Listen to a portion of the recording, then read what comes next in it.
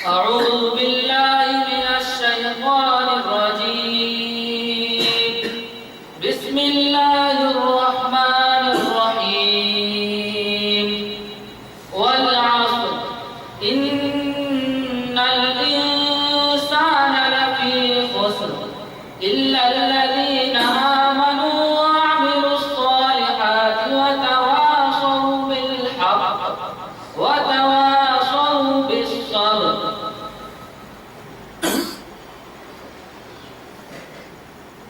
یہ نغمہ فصل لالو گل کا محتاج نہیں. یہ نغمہ فصل لالو گل کا محتاج نہیں. بہار ہوگی خزاں لا الہ الا اللہ. محترم حضرات، سب سے پہلے ایک بات میں آپ کے سامنے کہنا چاہتا ہوں، اور یہ سمجھ لیجیے کہ وہ ایک دم کڑوی بات ہے، کڑوی گولی ہے جو شاید جلدی ہمارے حلق سے نہ اترے. وہ یہ ہے کہ اگر ہم اور آپ یہ سمجھتے ہیں کہ صرف اس طرح کے اجلاس کرنے سے، اس طرح کے پروگرام کرنے سے یا اس قسم کی جو بھی کام ہے ہم کریں گے تو اس سے بات بن جائے گی، یہ بالکل ہماری غلط سوچ ہے. کیونکہ صرف سننے سنانے سے بات بننے والی نہیں ہے. جب تک کہ ہم اور آپ اپنی ہر اس محفل کو، اپنے ہر اس کام کو جو ہم کر رہے ہیں اس کو اپنا آخری کام سمجھ کر نہ کریں اور اس کو اپنی زندگی پر اگر نہ لائیں تو یہ سب سننا سنانا سب بیکار ہے، صرف یہ ٹائم پاس ہو کر رہ جائے گا بس. اس لیے ان تمام محفلوں میں شریک ہونے کا مقصد ہمارا یہ ہونا چاہیے کہ یہ اس کے بعد جو ہم کریں گے تو ہماری پوری زندگی قرآن اور حدیث کے مطابق ہوگی.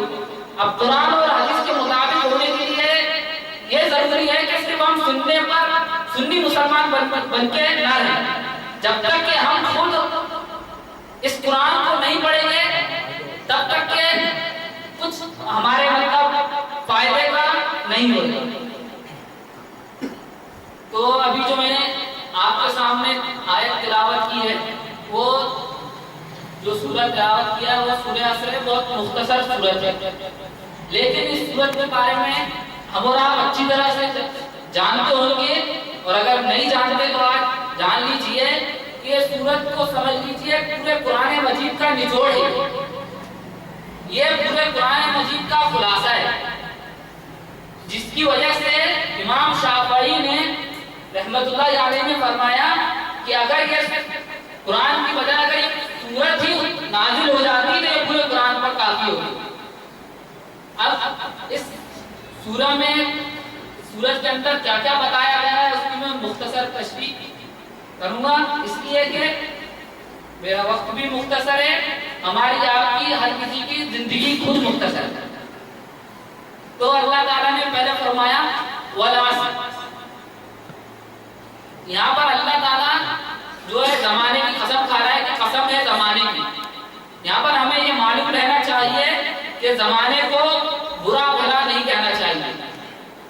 برا بھلا کہنے سے مطلب یہ ہے کہ یار آج بارش ہوگی پورا کیچڑ ہو گیا، ارے یار پورا ستیہ ناش کر دیا بارش نے، ارے یار اتنی ڈینجر دھوپ ہے. یہ سب جو الفاظ ہیں یہ بالکل گناہ کے الفاظ ہیں، ان کو گناہ کبیرہ بھی کہہ سکتے ہیں. اس لیے کہ اللہ کے رسول صلی اللہ علیہ وسلم کی حدیث ہے کہ اللہ کے رسول فرماتے ہیں کہ میرے کو ابن آدم گالی دیتا ہے، اور ایک حدیث میں فرماتے ہیں کہ مجھے تکلیف دیتا ہے. وہ ایسے کہ وہ زمانے کو برا بھلا کہہ رہا ہے، اور حالانکہ میں خود زمانہ ہوں اور میں زمانے کو دن اور رات کو پلٹتا ہوں، بدلتا ہوں. اس لیے انہیں چاہیے کہ زمانے سے کو برا بھلا کہنے سے بچے. اب اس کے بعد اللہ تعالیٰ نے فرمایا ان الانسان لفی خسر، کہ بے شک پوری نوع انسانی، پوری انسانیت خسارے میں، جتنی بھی لوگ ہیں دنیا میں وہ سب خسارے میں. پھر فرمایا ان الانسان لفی خسر الا الذین آمنوا، مگر ان لوگوں کے جنہوں نے ایمان لایا. اب ایمان لانے کا مطلب کیا ہے؟ تو ایک حدیث ہے دین کی جس میں اسلام کی 5 بنیاد بتائی گئی ہے، اس میں سب سے پہلی بنیاد یہ ہے کہ شہادتین اقرار کیا جائے. شہادتین کے اقرار کی بات کیا ہے کہ لا نہیں کوئی معبود سوائے اللہ کے، اور عبودیت معبود جو ہے وہ ہر لحاظ سے اللہ ہی معبود ہے، وہ چاہے اس کی اسماء و صفات ہو، چاہے اسماء و صفات کے بارے میں ہو یا اور ربوبیت کے بارے میں ہو یا الوہیت کے بارے میں ہو، ان سب چیز میں صرف طرح طرح اللہ ہی کی ذات ہے، اس کے علاوہ کسی کی ذات نہیں ہے۔ اس کے علاوہ وہ جو اللہ کی صفات ہے اس میں کوئی رد و بدل، جو اللہ کے کام ہے اس میں کوئی اپنے ہاتھ نہیں ڈال سکتا۔ اس سے مراد جو ہے سب سے پہلی جو اللہ تعالیٰ نے انسان کو پیدا کیا ہے تو ظاہر بات ہے ایسے پیدا کر کے نہیں چھوڑ دیا ہے، اس کو جینے کا رہنے کا ایک طریقہ دیا ہے، ایک قانون دیا ہے۔ جب انسان دنیا میں آتا ہے تو ہم دیکھتے ہیں کہ ننھا سا بچہ رہتا ہے، اس کو جو اس کی ضرورت کی چیز ہے منہ ناک کان ناک، یہ جو ہے انسان کی ایک بنیادی چیز ہے۔ اس کے بعد پھر انسان جیسا جیسا بڑا ہوتے جاتا ہے اس کی لیے اللہ تعالیٰ وہ اسے ذرائع فراہم کرتے رہتا ہے، اس سے دنیا سے فائدہ اٹھاتے رہتا ہے۔ لیکن سب سے اہم چیز جو ہے اللہ کی ہدایت ہے، اس کا بھی ذریعہ اللہ نہ رکھے ایسا نہیں ہو سکتا۔ اس لیے سب سے بڑی ہدایت جو دین مطلب قانون ہے، جو زندگی گزارنے کا طریقہ ہے، وہ قرآن ہے۔ جو قرآن پر ایمان لے کے آئے گا، قرآن کے مطابق عمل کرے گا، وہی ایمان لانے والا ہے۔ اس کے بعد فرمایا الا الذين آمنوا وعملوا الصالحات، جو نیک اعمال کرتے رہے، صرف سن کے بیٹھ نہیں گئے بلکہ جو سنا ہے اس پر عمل کرتے رہے، تو ان کی زندگی میں ایمان کا اثر ہوگا۔ اگر ہم نے سمجھ لی کہ ہمارا ایمان مکمل ہو گیا، ہم نے طاغوت کا انکار کر دیا تو ہم بس اس کے علاوہ کچھ نہیں کرنا، تو یہ ہماری بالکل غلط سوچ ہے۔ ہم کو ہر چیز کا اہتمام، ہر سنتوں کا بھی اہتمام کرنا ہے، فرائض کا تو کرنا ہی کرنا ہے، لیکن سنتوں کو بھی اہتمام کرنا ہے۔ ہم سنتوں کو سرے سے نظر انداز نہیں کر سکتے، اس لیے کہ صحابہ اکرام کی زندگی ہمارے سامنے موجود ہے کہ ان کا ایمان تو اپن سے کہیں زیادہ ہوگا، لیکن ان کی جو عمل کا اللہ کے رسول کی ایک بات پر ویسا عمل ہم کو کرنے کی ضرورت ہے۔ اور اس کے بعد اللہ تعالیٰ نے فرمایا وَتَوَاصَوْا بِالْحَقِّ، یہ آپس میں حق کی تلقین کرتے رہو، ایمان لاؤ عمل کرو، چپ چاپ مت بیٹھو۔ اس کے بعد پھر جو تم نے ایمان لایا جس پر عمل کر رہے ہو دوسرے کو بھی اس کی دعوت دو۔ تو آج ہم اور آپ اسی مقصد کے لیے بیٹھے ہیں کہ اپن نے جو سمجھے ہیں ہم نے وہ آپ کو سمجھایا، پھر آپ بھی اس کو اپنے اندر اپنی زندگی میں لائیں۔ صرف یہاں سن کے سنا کے بیٹھ کے اٹھ کے جانا یہ اپنا مقصد نہیں ہے۔